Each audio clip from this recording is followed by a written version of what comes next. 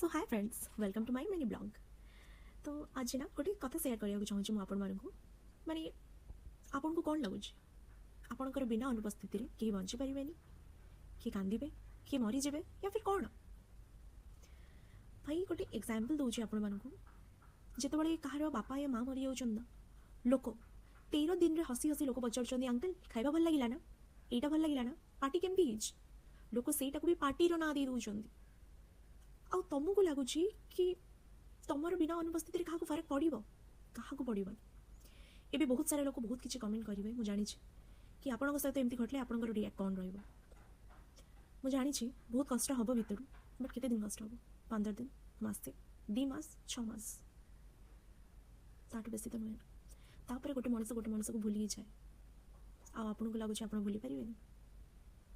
चेष्टा कर देखो लाइफ रे। हे जगारे सिंह दुआर को कहीं खोला।